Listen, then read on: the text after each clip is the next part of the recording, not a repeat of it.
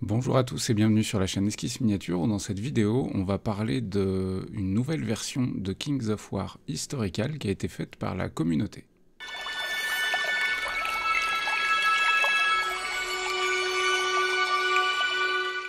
Avant de passer à cet échange que j'ai eu donc avec Alain, que vous allez découvrir juste après, excusez-moi, il y a parfois des moments de son qui sont pas parfaits. Voilà, on a fait un enregistrement sur Discord, c'est pas parfait mais ça reste écoutable. Du coup, je vous souhaite une bonne vidéo. Donc bonjour Alain. Bonjour. Du coup, tu t'appelles Alain. Oui, oui, oui. Voilà, Tout à fait, je t'ai contacté il y a quelques jours parce que j'ai vu que vous aviez partagé en fait sur le forum, alors sur Facebook en l'occurrence, pour les joueurs de Kings of War, vous avez partagé plein de nouvelles aides de jeu, de nouveaux documents destinés à la version historique de Kings of War. c'est ça. Il me semble que C'est toi ça. tu fais partie du comité des joueurs, c'est ça? Tu peux m'en dire un petit peu plus? Alors, pour resituer un petit peu, je joue fantastique, mais je suis avant tout un joueur d'historique. Ouais, Et parce que ce qui m'a plu dans King of War, en fin de compte, c'est qu'on pouvait jouer et du fantastique et de l'historique, et même à la limite, je fais des tournois fantastiques avec des armées historiques. ok, Parce qu'on peut. On peut.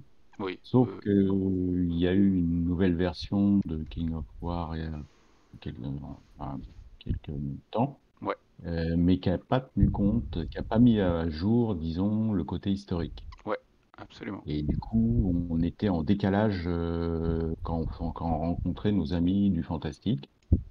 Du coup, à quelques-uns, on s'est mis au boulot et on a essayé de remettre tout à niveau au niveau des listes historiques. Et puis, comme elles étaient un petit peu light, Ouais. les listes historiques, on a essayé d'étoffer ces listes, hein, parce que du coup, on est passé à plus une soixantaine de listes à peu près, je sais plus exactement. Ouais, ouais, ouais. Alors là, je suis en train je suis en train de montrer en même temps, en fait, justement, le supplément historique 2 avec ici, là, j'ai la liste générique et les règles spéciales. Du coup, vous avez, enfin, vous étiez à peu près combien de personnes? Est-ce que tu veux peut-être en profiter, après, libre à toi de le faire ou pas, hein, mais pour citer les autres qui ont participé à ce truc-là, mais j'imagine qu'il y a du monde, mais il faut pas Pas oublier les tant que gens qui ont ça, bossé derrière tout ça. pas tant que ça, enfin, qui ont vraiment bossé dessus. On est cinq à avoir bossé dessus. Ouais. Euh, Après, de façon plus ou moins engagée, quoi, mais Oui, oui, oui, bien sûr. voilà. Bah, ça reste On est cinq à avoir un bossé truc de dessus. passion. Après, on a essayé de lancer un petit peu toutes ces listes dans les différents clubs pour que justement parce que bon, on a lu, relu et relu tout ça, mais je suis sûr qu'il y a encore des conneries, Des coquilles, bien sûr. des coquilles, voilà. Donc, et puis pour que les clubs essayent aussi les nouvelles armées, parce qu'on a introduit des choses qui n'existaient pas dans la première version historique, hein. Ouais, Les chars à peau, les chameaux, des trucs comme ça, des unités mixtes qui étaient mélangées au style, hein, au niveau armes. ouais. Donc, bon, bah, enfin, tout ça, faut l'essayer. On a déjà essayé, fait des essais, mais bon, Non, mais c'est sûr que c'est super important d'avoir un retour un peu plus massif des voilà. différentes associations et des différents joueurs qui vont dire, bah, cette nouvelle unité, soit c'est trop balèze, soit ça l'est pas assez, soit c'est trop cher en points, parce que l'équilibrage des points, c'est souvent un Ah, problème. c'est compliqué. On a passé beaucoup de temps à essayer d'équilibrer tout ça, Ouais, parce que bon, il y a le côté travail sur les listes, autrement dit, hein, et ça, beaucoup des joueurs qui se sont impliqués dedans, c'est des joueurs qui jouent de l'historique depuis X années. ouais, On avait les listes WRG, les listes Blueberry, plein de supports qui nous ont aidés, ouais, hein, ouais, ouais. à élaborer toutes ces listes. Mais après, c'est l'équilibrage au niveau des points, King of War. Là, c'était autre chose. D'accord. Moi, j'en profite juste quand même pour bah, déjà te remercier toi parce que tu es le seul à qui j'ai contact, mais remercier aussi donc les autres personnes qui ont participé. Je connais pas leur nom, Tout mais à fait. merci à eux parce que c'est tout ça, c'est quand même du boulot, hein. C'est quand même beaucoup de Euh, boulot. Ça Ça fait fait 2 ans là qu'on est voilà, dessus. voilà. Donc 2 ans, c'est quand Disons même qu'on a commencé, on a profité du confinement pour se dire, bah tiens, on va s'occuper un peu. bah, super, euh, c'est et productif. on a commencé au moment du confinement, quoi. D'accord, d'accord, Et ok. depuis, on est dessus régulièrement. Bon, concernant donc ces règles, alors on va juste préciser un truc. Donc Kings of War à la base c'est un jeu médiéval fantastique Tout à fait. qui se voulait avec des règles de jeu qui sont gratuites puisque la base des règles était téléchargeable gratuitement sur le site de Mantic Games. Ensuite, Mhm, ils ont fait des bouquins dans lesquels ils ont plus développé voilà, les listes d'armées, notamment fantastiques, qui vendaient. Mais la base du jeu reste un système gratuit. mhm. Euh, Ensuite, ils ont sorti, alors je l'avais d'ailleurs, c'est con, je ne l'ai pas pris avec moi, mais ils ont sorti effectivement la version historical il y a Oui. quelques années Au moment maintenant. de la V2, ouais. Ouais, c'est ça, La deuxième version. c'est ça. Et ce truc-là, j'ai l'impression que ça a bien pris, notamment parce que, bah tiens, à titre d'exemple, toi, avant de jouer à Kings of War, est-ce que t'es passé par d'autres jeux comme WAB ou d'autres jeux dans ce genre-là? Oui, tout à fait, ouais. Ouais, bah, j'y ai joué. J'ai joué à Charge, j'ai joué à Cadet, j'ai joué à plein de jeux historiques. Et je jouais à Warhammer au niveau du fantastique. Bon, voilà, c'est T'avais testé quand. Warhammer Ancienne Battle aussi ou... Ah ouais, ouais, j'ai testé un Warhammer Ancienne Battle pendant quelques années. D'accord. Bon, voilà, c'est Et au alors, niveau qu'est-ce... historique, il y avait plein de règles, hein, donc de toute façon, Oui, oui, bien sûr, bien sûr. Bah, l'immense majorité, quand même, je trouve, reste assez discrète sur le plan de la oui, communication. C'est souvent du bouche à ouais, oreille qui nous permet de tomber sur un système de règles. On n'est pas sur des mastodontes non, comme non, non, Warhammer non. ou ce genre de choses, quoi. Et qu'est-ce qui fait que tu t'es arrêté, toi, sur les règles de Kings of War? Et du coup, sur la version historique. Et que tu as bossé beaucoup sur cette nouvelle version. Eh ben, disons que je cherchais après le fait que Warhammer ait changé un petit peu sa façon d'orienter son jeu. Ouais, Je cherchais une autre règle. Euh, Quelqu'un m'a conseillé d'essayer King of War. ouais. Et donc j'ai commencé King of War Fantastique. Et j'ai trouvé que c'était une règle simple d'accès. Mm, Mais comme je dis, elle est simple, mais pas simpliste. Ce que je mm, veux dire, c'est que sur la table, on peut faire quand même pas mal de choses.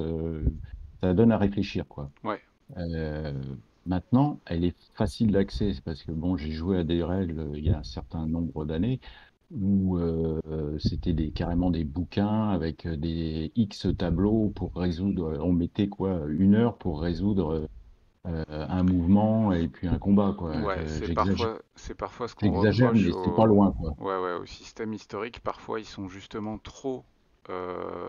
Ils cherchent parfois trop à aller vers justement l'aspect historique, notamment dès qu'on va taper sur la Seconde Guerre mondiale. Moi, c'est une période que je connais un petit peu plus, avec les blindages, les épaisseurs de C'est blindage ça. et ce genre de trucs. Et Ou, c'est le vrai que ça ou le alourdit, napoléonien.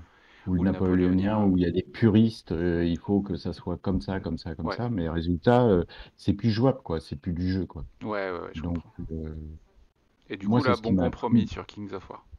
Voilà, c'est ce qui m'a accroché à King of War, c'est que bon, puis c'est vrai que je commence à avoir un certain âge et me prendre la tête avec des règles compliquées, ça me branche plus trop. Ouais, Et mais là, j'ai tout de suite accroché avec King of War. Et à partir du moment où il y a eu la V2, qu'ils ont ouvert à l'historique, je me suis dit génial, ça va me permettre de jouer aussi en historique. ouais, Et on a très vite aussi accroché parce que bon, à la base, bon, c'est vrai que je fais du fantastique, mais à la base, je suis avant tout historique. Et voilà. Puis ce qui m'a beaucoup, c'est que on pouvait rencontrer dans les tournois, on pouvait jouer avec des armées fantastiques contre de l'historique. ouais. Euh, et c'est ça qui m'a, j'ai trouvé ça marrant. Bah, Alors, on organise des tournois purement historique, quand même. Mais moi, ça me déplaît pas d'aller dans les tournois fantastiques, affronter. Alors bon, il y a souvent un décalage et c'est compliqué pour l'historique, mais parce qu'on n'a pas de vol, on n'a pas de Bien sûr. magie, on n'a pas de soins. Mais bon, on s'amuse bien quand même. Oui, oui, oui, si le but est de mettre des figurines sur la table et de passer un bon moment, ça marche quand même. Et c'est peut-être ça qui est un atout assez fort de Kings of War, c'est que le système de règles, comme tu l'as dit, assez simple d'accès, permet avec ce système de mots-clés que je suis en train de montrer en même temps, donc qui sont les règles spéciales de chaque unité. D'ailleurs, je constate que vous en avez rajouté un certain nombre. Oui, ouais. Est-ce qu'il y en a qui vous ont posé, donc je résume juste brièvement, hein, les règles spéciales, c'est donc comme une compétence qu'on ajoute à une unité ou à un personnage unique qui va modifier sa puissance dans un certain domaine. Prenons l'exemple de la règle nerf d'acier. Si n'importe quelle unité dispose de la règle nerf d'acier, elle aura donc +1 à sa valeur d'ébranlement. Donc c'est en quelque sorte les points de vie de l'unité. Je fais C'est simple hein, ça. pour les gens qui connaissent Oui, oui, pas. oui, tout à fait. Ben, disons que là, on s'est aligné un petit peu sur le fantastique. Dans le fantastique, on a les artefacts qui ont le même principe, Le hein. même Ils effet, vous ouais. donnent des bonus aux unités ou aux personnages. Et en historique, on avait beaucoup de retard par rapport à ça. Alors, en historique, c'est les capacités vétérans. Euh, du coup, ce qu'on a fait, c'est qu'on s'est aligné sur les artefacts qui existaient. Alors bon, on a mis de côté tous les artefacts purement magie. On va pas lancer des boules, les unités historiques vont pas lancer des boules de feu Ouais. ou des rafales de vent ou des trucs comme ça. Mais par contre, tout ce qui pouvait être jouable en historique, euh, avoir un bonus sur le tir, avoir un bonus sur le combat, avoir ceci, cela, ou sur les tests de morale, on a essayé de s'aligner dessus. Voilà. Oui, c'est ce que je constate. Par exemple, là, je vois le tonnelet de Rhum, qui est en fait peut-être l'équivalent de l'objet magique. Je sais plus si c'est bandage ou potion Et- de vie ou, ou pierre de soin, pierre pierre de de soin. calme, ou enfin, je sais plus ce Ouais, qui, un truc comme ça, ouais. ou je sais plus enfin ce qui redonne une fois dans la partie Ouais. quelques points de vie. Mais et du coup là, pas trop de problèmes majeurs pour calculer comment dire le coût en points, puisque là vous êtes basé sur le coût en points des objets magiques. C'est ça. Ouais, donc ça a dû être pratique. On a fait un parallèle.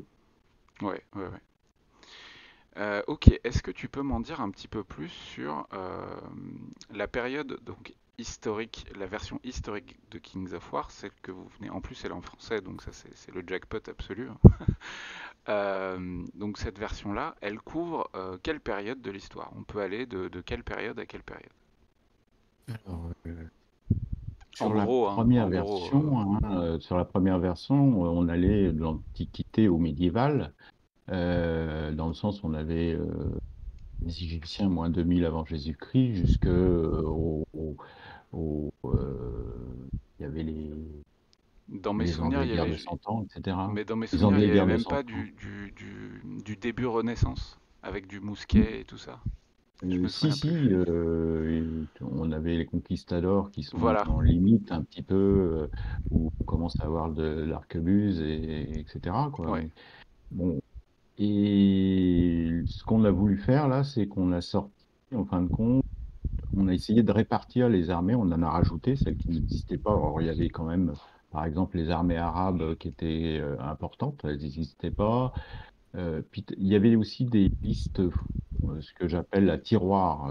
Par exemple, je parlais des Égyptiens, ça allait de moins 2000 avant Jésus-Christ à 1500 quasiment. Ouais. Et résultat, le gars qui faisait pas trop attention, qui était pas, il pouvait jouer des chars légers de Ramsès avec des Mamelouks qui étaient Oui, oui, oui, médiévales, bah, quoi, bien sûr, pratiquement. bien sûr, bien sûr. Donc, on a simplement les listes à tiroirs, on les a séparées. Ouais. On a mis les par époque, et puis on a rajouté des listes qui n'existaient pas, enfin, qui manquaient à notre avis. Il y avait des particularités. Et on a regroupé tout ça en enfin en 4 tomes, hein, l'Antiquité, les âges sombres et médiévales, Ouais. euh, et puis un tome sur l'Asie, parce qu'il y a plein de trucs assez spécifiques au niveau de l'Asie. Ouais, Et puis le cinquième tome, c'est plus le côté des armées génériques, enfin la base, le générique, les capacités vétérans, les règles spéciales, etc. ouais, ok. Ce que je constate là justement, j'étais en train de parcourir brièvement la version antique du livret. Vous avez mis des zones en bleu, c'est donc les nouvelles unités que vous avez, enfin les nouvelles armées Et que vous les avez ajoutées. nouvelles listes qu'on a faites, ouais. C'est- Alors, oui, oui, tout à fait, c'est ça. D'accord. C'est ça. Qu'est-ce qui, prenons par exemple les nouvelles armées, donc on va prendre page 5, les Assyriens. Hop, dans les Assyriens, vous avez, alors hop, hop, hop, je suis en train de regarder, Assyriens ou Hittites.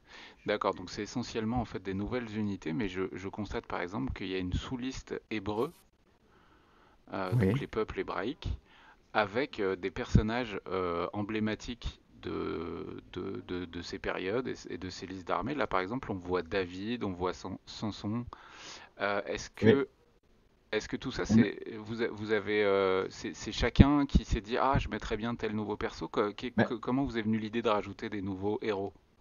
disons qu'on a voulu garder le côté un peu fun de King of War, Ouais, où des fois il y a des personnages un peu particuliers, et on a essayé de chercher un petit peu dans l'histoire, enfin, bon, dans l'antique, il y a en plus le côté mythologique et tout, bien sûr. mais on a essayé de chercher des choses un petit peu fun, comme dans les Hébreux avec l'Arche d'Alliance ou des trucs comme ça. Ouais, ouais, ouais, c'est Euh, très cool ça.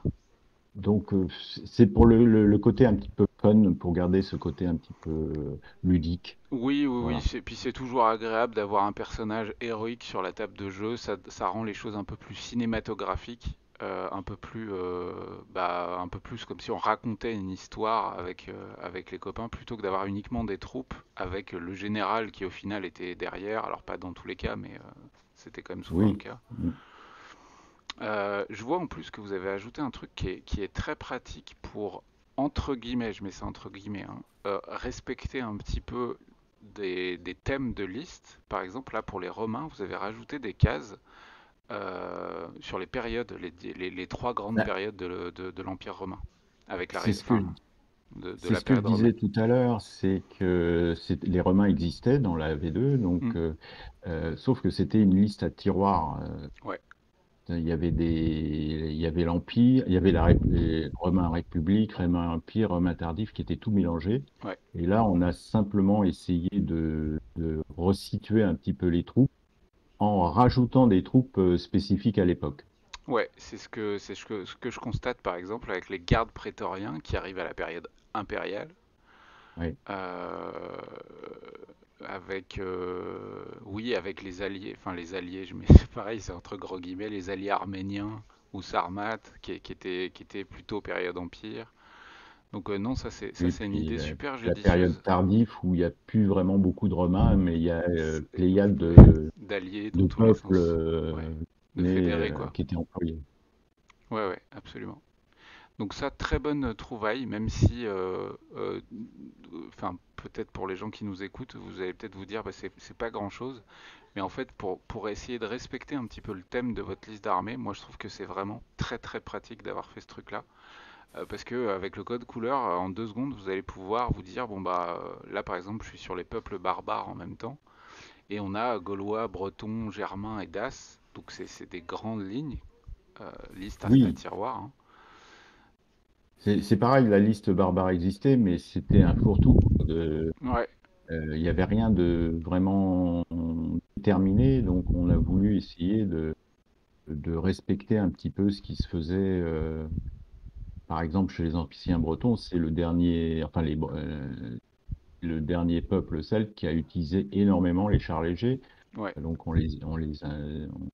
alors que chez les Gaulois, il y en avait quasiment plus ouais, au moment de la guerre des Gaules, hein. C'est ouais, ouais, terminé les ouais. chars. Absolument, c'est ce que je constate. Pareil, par exemple, pour des figurines comme les druides, qui vont plutôt Oui, être bretons. Enfin voilà, il y a plein de petites choses comme ça qui permettent, je trouve, d'affiner sa liste d'armées. Et ça, c'est vraiment très très cool. Donc bien joué Mm. sur ce point, c'est un vrai plaisir, quoi. Ce que je vais faire aussi, c'est que je vais quand même en profiter pour rappeler que ces fichiers-là, vous pouvez les télécharger gratuitement sur la page Facebook des joueurs de Kings of War France. Ils sont dans Ouais. les documents à droite, donc c'est pas forcément très très lisible.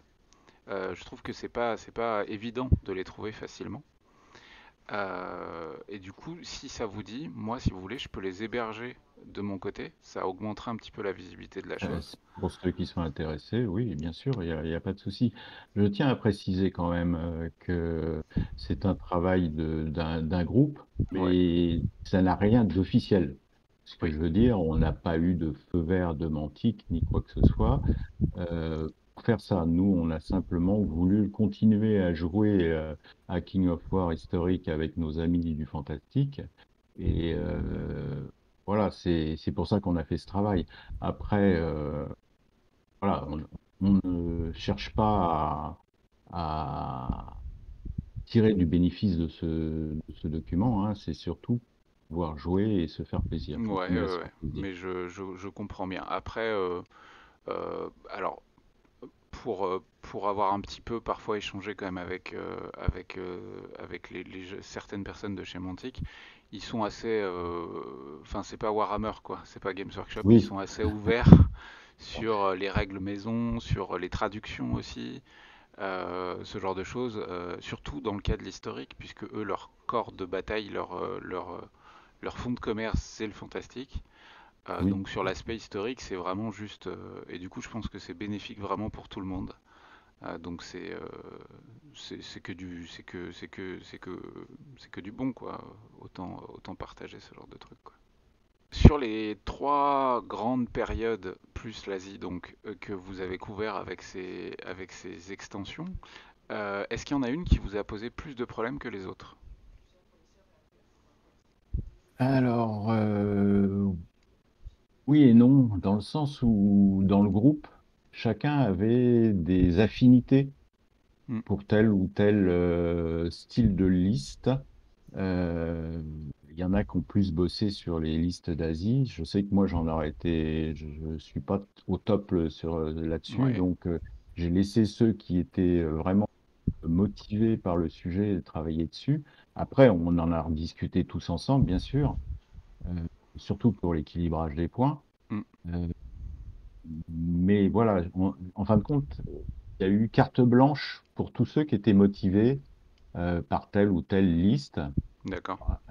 à partir du moment où elle apportait quelque chose, parce que où il y avait quelques petites spécificités, parce qu'il y a certaines armées, on prend un certain peuple, enfin au moment de la période médiévale, euh, Ouais, beaucoup de pratiquement choses se toutes les ressemblent. il y a les chevaliers, le banc avec C'est ça. et l'arrière-banc, et puis voilà. Alors là, on a essayé de chercher des armées qui avaient des petites spécificités, Ouais, style les Hussites avec leurs chariots de guerre et d'autres choses. ouais, je comprends. Je comprends. Ok, là j'en profite, hein, je montre en même temps. Par exemple, là on a juste les listes d'armées antiques, et comme vous pouvez le voir dans un PDF qui fait pas tant de pages que ça, parce qu'il fait 14 pages, vous avez quand Mhm. même au final beaucoup de listes d'armées, hein. Il y a quand même beaucoup de listes d'armées Oui, dans ce bouquin. Donc ça c'est quand même vraiment très très cool tout ça. C'est vraiment génial. Je vois que vous avez ajouté les bourguignons en période médiévale, donc ça c'est très cool. oui aussi. Parce Ouais. qu'il y avait quand même des spécificités, effectivement. Alors après, certains vont dire que ça peut être pinaillé, mais en fait, autant que ce soit à thème, et c'est vraiment très très cool. Ok, à titre personnel, tu joues, parce que l'avantage de Kings of War, on joue donc sur des grands socles régimentaires, à part pour les Mhm. personnages spéciaux. Et du coup, moi ce que je remarque, c'est que les joueurs de Kings of War jouent pas forcément tous en 28 mm. Il y en a plein qui jouent à d'autres échelles. Moi personnellement, je joue de plus en plus en 28 mm parce que j'ai un pote qui joue en 28, mais sinon, l'immense majorité de ma collection est en 15 mm. Et du coup, toi, tu joues à quelle échelle? En 28. En 28 aussi. Bon, En 28, pourquoi? Bon, j'ai joué en 15 mm pas mal d'époques. J'ai joué même du 300e, hein, du 6 mm. Ouais, Mais le 28, quand même, ça permet de se faire plaisir aussi au niveau de la peinture ouais, et au niveau du décor. ouais, Alors, en 15 aussi, on peut faire des trucs sympas, c'est pas ce que je veux dire. ouais, ouais. Mais On se on casse moins les ferait. yeux sur du 28 aussi que sur du 15. On Alors, va pas se mentir. moi, je le sens de plus en plus, oui. J'ai de plus en plus besoin d'éclairage, un bon éclairage Ouais, et une bonne loupe pour peindre, mais c'est vrai que je me fais plus plaisir à peindre du 28 que du 15. ouais, Voilà. ouais. Ouais, mais ça Alors, je comprends tout à fait. c'est aussi, ça fait partie du jeu, hein, que ce soit King of War ou une autre, elle, hein, le fait de construire son armée, le fait de préparer ses figurines, de les prévoir peut-être des petits décors qui vont avec, etc. C'est un ensemble. Mais en fait, dans le fond, on passe finalement, si on fait juste un compte des heures passées euh, dans cette passion, on passe finalement beaucoup plus de temps à préparer une armée quand on n'est pas un gros tournoyeur, j'entends, à la peindre, à la collectionner, à les bavurer, à faire des beaux socles, à rajouter des trucs. Si on compte le nombre d'heures qu'on y passe, au final, on passe au moins autant de temps seul à bosser son armée que de temps à jouer. Alors après, ça dépend si on a une assoce et qu'on joue vraiment toutes les semaines, etc. Mais Oui, oui, c'est sûr, il y a un temps de préparation énorme, mais même quand on est tournoyeur et qu'on fait des tournois, rien que le fait de penser à construire son armée, tiens, sur tel tournoi, je vais essayer de jouer enfin telle armée, hmm, euh, comment je vais la construire. Bon, ouais, bien sûr, il y a avec les figurines qu'on a, mais du coup, des fois, on complète. On dit, bah, tiens, bah il bien me sûr, manque telle c'est unité. l'occasion. Hop, bah, je vais faire telle unité pour compléter. Et puis, voilà. Ok. Non, ça se pense avant, ça se travaille avant. Le côté reconstitution ou tournoi, c'est la finalité, en fin de compte, hein. Oui, oui, bien sûr. Et alors justement, tu parles donc de tournois, tu participes à des tournois Kings of War? Oui, assez régulièrement, oui. Et comment tu sens justement, bah, je vais te demander ton avis sur la communauté. Est-ce que c'est bonne ambiance? Alors moi j'ai ma réponse, mais autant avoir la tienne aussi. Et puis ensuite, est-ce que tu trouves que Kings of War se prête bien au tournoi? Parce qu'il y a des règles qui s'y Alors, prêtent moins bien, tu vois. moi, personnellement, je trouve qu'il y a une très bonne ambiance. Au niveau de King of War. Dans les tournois, c'est. Alors bon, bien sûr, il y a le côté compétition, mais malgré tout, c'est quand même très convivial. Ouais, Et ce que j'ai remarqué surtout au niveau des tournois de King of War, c'est qu'on n'a quasiment jamais à faire appel à un arbitre. Ça arrive, ouais. mais Mais je c'est me rare, souviens de quoi. certaines règles où l'arbitre était tout le temps appelé pour tel détail, pour tel truc. Là, c'est fluide, Ouais, ça coule tout seul, quoi. ouais, ouais. Hein, et il s- ça arrive des fois qu'on soit obligé de faire appel à l'arbitre, mais l'arbitre, souvent, il faut qu'il amène de la lecture, hein. Ouais, ouais, ouais. Ouais, ouais, je comprends, je comprends. Ouais, mais ça c'est plutôt cool. Ok, ok, ok. Et alors du coup, est-ce que tu aurais par exemple des dates à nous donner sur des prochains tournois qui s'organisent? Où est-ce qu'on peut trouver les tournois qui s'organisent? Parce que je trouve que, et là c'est une critique, mais parce que j'aimerais justement pouvoir participer à ces trucs. Est-ce que tu sais s'il y a un endroit qui réunit les différents tournois organisés en France? Et puis peut-être même en Suisse, enfin les pays très très proches, quoi. Oui, alors il y a plusieurs choses. Ben, déjà, il y a le forum Mantic France, Ouais, où où les assos annoncent leurs tournois, et puis et aussi sur King of Island, on peut aussi annoncer son tournoi, mais c'est surtout sur T3. Sur T3, où donc là, il y a ouais, le fameux toute la site. liste des tournois, pas seulement de King of War, mais Oui, de tout type de jeux et de figurines. Ben, je vais vous mettre le lien voilà, en c'est ça. description, mais effectivement T3 est très connu et maintenant c'est vrai que toutes les associations l'utilisent pour On annoncer un passe, événement. voilà, quand les gens s'inscrivent, on fait un lien T3 et tout le monde, et on Hmm. crée tournoi et c'est beaucoup plus simple à gérer. Mm, mm. Ok, ok, ok. Ma dernière question, elle concerne du coup ce truc historique. Est-ce que vous avez pensé à l'envoyer à Mantic? Alors, normalement, oui, Ah, ok, mais c'est c'est juste prévu. parce que c'est con, mais si Euh, jamais ils envisagent une nouvelle version de leur livre historical, ils pourraient peut-être aussi, voilà, c'est con, mais c'est du soutien tout le, ça. ouais, le souci que on risque de se heurter, c'est que c'est en français. Ah oui, Donc, et je sais que mon collègue là, qui est très branché sur Facebook, qui est en mm, contact très souvent avec les gens d'Angleterre, ils ont été très emballés par toutes ces listes, mais ouais, ils nous demandaient, bon, ben, c'est quand dans la version anglaise? bah oui, Euh, bah oui. Sauf que là, Est-ce que vous avez c'est une plus équipe, compliqué. est-ce que vous avez quelqu'un dans l'équipe ou qui pourrait s'occuper de la traduction ou pas? Parce que c'est peut-être le moment de lancer un appel en fait. Ouais, non, pas vraiment. Enfin, si, on a quelques personnes qui se débrouillent bien, hein. Après, vu le travail que ça a représenté déjà, Bah ouais, j'en doute pas, et j'en doute si on pas. leur demande en plus de traduire en anglais, je sais pas. Ouais, ouais, Je ouais. sais que c'est pas, moi, j'arrive à regarder un petit peu, mais je serais incapable de traduire dans un sens comme dans l'autre d'ailleurs. Mm, Heureusement qu'il y a des logiciels, enfin qu'il y a sur Internet, on arrive à faire ouais, ouais, traduire ouais. les trucs. Euh, mais oui, c'est le problème de la langue.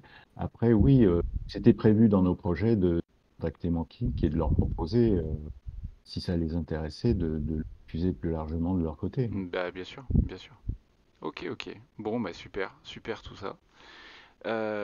Moi encore une fois, bah voilà, à titre de vraiment de joueur de Kings of War et aussi de Historical, bah, encore une fois je te remercie, mais je remercie les autres personnes hein, qui ont bossé un petit peu sur tout ça. Le Covid a eu du bon, comme quoi. Oui, oui, oui. Et puis ben, moi je suis impatient, tu vois, du coup de tester les nouvelles listes là, notamment les Gaulois. J'ai bien envie de me faire une armée de Gaulois. Bah, déjà, là, tu demandais tout à l'heure par rapport aux dates, on a déjà, au niveau historique, deux dates qui arrivent prochainement. La Coupe de France co-historique, donc, Ouais, va se dérouler à Limoges le 2 et 3 juillet. d'accord. Et Donc c'est nous, bientôt. ah, mais c'est bientôt, oui. Et du coup, justement, on va essayer ces nouvelles listes. D'accord. Elles sont autorisées, donc on va pouvoir essayer un petit peu euh, en Bah, test trop cool. réel, en Ouais, quelque ouais, sorte. bien sûr, bien sûr. Ensuite, on a au niveau historique, on a c'est mon club, on organise au mois de septembre les Murmures de Morrigan, qui est purement historique aussi. C'est dans la région de Bourges. Ok, Voilà. Et, et un gros événement aussi qu'il va y avoir, et là, ça sera aussi à Limoges, c'est ce qu'ils appellent les inters, d'accord. avec les différentes régions qui présentent des Interrégional. équipes. Ok. Ouais, c'est par équipe de quatre. Et c'est un tournoi fantastique, Putain, là. en plus c'est en Mm. équipe, donc c'est cool ça. Ah oui, oui, oui, c'est assez intéressant comme concept, hein. Ouais, Donc par équipe de quatre, et là l'avantage c'est qu'on va avoir c'est du fantastique à la base, mais les listes historiques sont autorisées et on va pouvoir essayer aussi les nouvelles listes face à du fantastique. génial. Donc j'attends avec impatience cette confrontation. Et génial. Et alors, pour le coup, ça, peut-être qu'avec justement du tournoi en équipe, il y a peut-être moyen de pallier certaines faiblesses du fait que c'est de la liste historique contre des armées fantastiques, bah, par le fait qu'on a des alliés. Donc, C'est ça. ouais. Alors, dans les tournois fantastiques, quand on joue historique, on a le droit à peu près à 25% de son armée en ce qu'ils appellent une unité mythologique. Donc Ok. on peut avoir Donc on peut mettre quand même du quelques Titan monstres, ou du voilà, quelques. Minotaure. C'est ça. Ok. On peut compléter un petit peu, ça amène un plus. Ça fait pas tout, mais ça amène un Oui, plus quand oui, même. bah, carrément, carrément. Et puis ça fait joli sur la table aussi. En plus. Bon, ça marche. Et bah écoute Alain, merci beaucoup pour ces quelques minutes que tu m'as accordées.